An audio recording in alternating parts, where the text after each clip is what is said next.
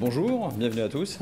Bienvenue à cette matinale co-organisée par Esker et Sitwell sur le thème de l'ADV du service client et plus particulièrement son évolution et sa transformation. Qu'est-ce que le service client ? C'est une question qu'on se pose toujours. Vous avez forcément votre vision de la chose. Étant partie prenante dans ce métier, on peut en avoir une autre. On dit tiens, finalement le service client c'est plus un état d'esprit qu'un service ou une équipe. Il y a une vraie réflexion à avoir sur comment est-ce qu'on va s'organiser pour mieux répondre aux clients.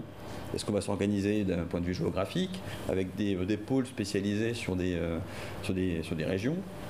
Est-ce qu'on va se spécialiser sur des produits pour une connaissance technique approfondie? Est-ce qu'on va se organiser par client parce qu'on a une connaissance des us et coutumes de tel ou tel client qui font que ça a de la valeur? Ça, c'est une vraie réflexion à avoir. Et de plus en plus, on va vouloir de la réactivité d'un point de vue client. Qui dit réactivité, dit information, dit connexion et réseau au sein de l'entreprise. Évolution majeure dans les années à venir, on va de plus en plus parler de big data, d'objets connectés. Alors ça reste aujourd'hui des concepts, néanmoins ils vont arriver à mon avis plus vite qu'on ne pense dans les entreprises et ça aura un impact très fort sur la fonction de service client. Piloter la performance en dépersonnalisant les enjeux, en disant simplement, tiens, peut-être qu'on a mal posé les prérequis de telle tâche. Donc on a fait tout ce travail-là qui consistait tout simplement à dépioter chacune des tâches, à en peser l'incidence, à peser la charge de travail totale, à ajuster les engagements qualité et à rentrer dans un transactionnel, ce qui fait que on s'est retrouvé dans une situation où tout le monde, que ce soit le client interne ou que ce soit le client externe via une business review, que ce soit le commercial ou que ce soit l'administration des ventes, tout le monde partageait une cible qualité. Ce qui, pour moi, a été le grand enseignement de cette partie-là, c'est de me dire, OK, le plus souvent, je suis payé pour générer de la croissance. Maintenant, si je veux que cette croissance soit durable, il me faut des tuyaux qui soient adaptables. Devinez ce que j'ai fait dans la société où je suis à l'heure actuelle depuis quelques mois maintenant. J'ai commencé par mettre en place une restructuration commerciale. On y va les petits gars, on se remet en face au marché, il y a de la place, on va y aller. Et puis devinez ce que j'ai démarré cette semaine, avant même de décider, après avoir décidé de venir ici, c'était très drôle. Je me suis dit, le hasard fait bizarrement les choses. Je suis en business process engineering de tout mon ADV, et exactement pour les mêmes raisons. C'est qu'il y a une telle croissance qui vient devant, que je me dis, si je ne rends pas mes tuyaux flexibles et si je ne permets pas aux gens de s'adapter facilement, je vais recommencer les mêmes bêtises que la fois d'avant.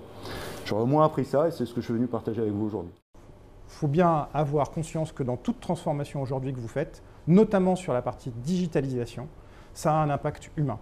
On va changer une habitude de travail pour une autre habitude. Sans adhésion, le risque que vous avez sur votre projet de transformation, notamment ADV, c'est de ne plus respecter la géométrie de votre triangle, de ne plus avoir finalement l'économie, le ROI de votre projet qui était attendu. Soit vous allez dépasser sur les coûts, soit vous allez dépasser sur le délai, soit vous allez renier en termes de qualité. Cette matinale sur l'ADV et le service client et son évolution nous a permis de faire un constat sur différents aspects. Premièrement, le service client est un service essentiel de la vie de l'entreprise, puisqu'il est au cœur de l'ensemble des transactions entre l'entreprise et ses clients. Et qui dit maillon essentiel dit également sensibilité forte de toute évolution de son périmètre par rapport au service des clients. Ce qu'on a vu également ce matin, c'est qu'on avait une équipe de professionnels qui connaissaient parfaitement leur métier et qui étaient donc à même d'être eux-mêmes acteurs de leur changement. Donc ça, c'est un aspect important qu'il faut avoir en compte. Ce n'est pas la peine de venir avec des schémas déjà préparés à l'avance. Il faut les expliquer la vision, donner le cap souhaité par l'entreprise afin que ces membres d'équipe puissent eux-mêmes s'approprier cette vision et adopter le meilleur dispositif pour pouvoir adresser les problématiques de l'entreprise. Notre rôle en tant que consultant est donc d'écouter ce public qui a évidemment son mot à dire, de fédérer les énergies présentes pour obtenir une adhésion afin de dessiner la meilleure cible permettant de service à l'entreprise pour ses clients. Pour cela, on utilise différentes méthodologies du conduite du changement, des benchmarks et des retours d'expérience qui permettent de fluidifier et d'améliorer les processus tout en facilitant l'adhésion des équipes.